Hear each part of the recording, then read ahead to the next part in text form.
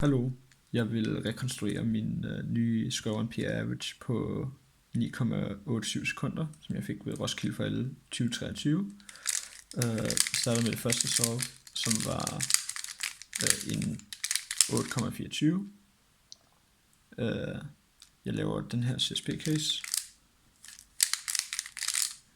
og så min første blok, den her edge, de her to hjørner, kan jeg løse med M2. Og så den næste blok har jeg de her to hjørner, den her edge, så jeg kan igen bruge trækket med M2. Og så her kan jeg løse den her blok samtidig med min DB edge, sådan her.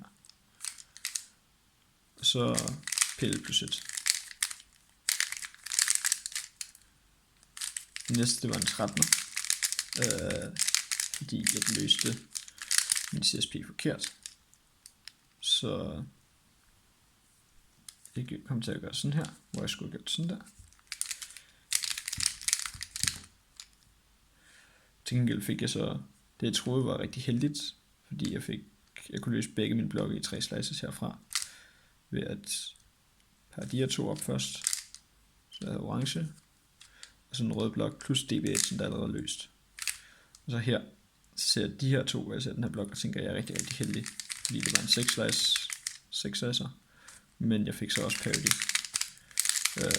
som jeg loggede rigtig meget op på, så det kunne have været betydeligt hurtigere. Den næste er en 10,8, som jeg har løst således.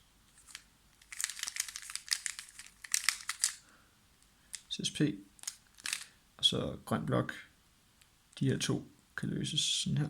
Indsæt edgen, U2 og indsæt hjørnet. Så her har vi de her to hjørner, den her edge, som jeg kan løse sådan her. Ja. Den her 2 gange 1, og så den fulde blok, som jeg så kan indsætte sådan der. Så M2, og så herfra to look PL plus 1. 4 solve var en 9,6. Der fik jeg den samme CSP som i andet solve, men jeg løste den faktisk rigtigt den her gang. Så herfra til gengæld var den ikke helt den mest effektive måde at gøre det på, med et D2 til at starte med. Whatever. Jeg løser den. Og så laver jeg grøn blok. Lidt samme princip som sidste solve. Sådan der. Og så laver jeg blå blok. Vel, par de her to. Og så ellers bare match de her to sammen. Og så er den der løst også, så jeg kan lave D2. Og så er det en let PL plus 1. Den sidste var så en 9,1.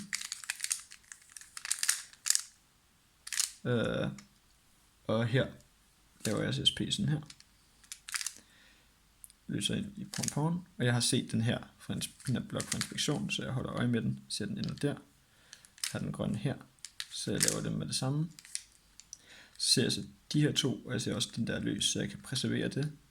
Og der kan løse sammen med den her edge, så jeg kan gøre sådan der. For at sætte dem sammen. Og så U2 for at kunne sætte dem her sammen. Og indsætte.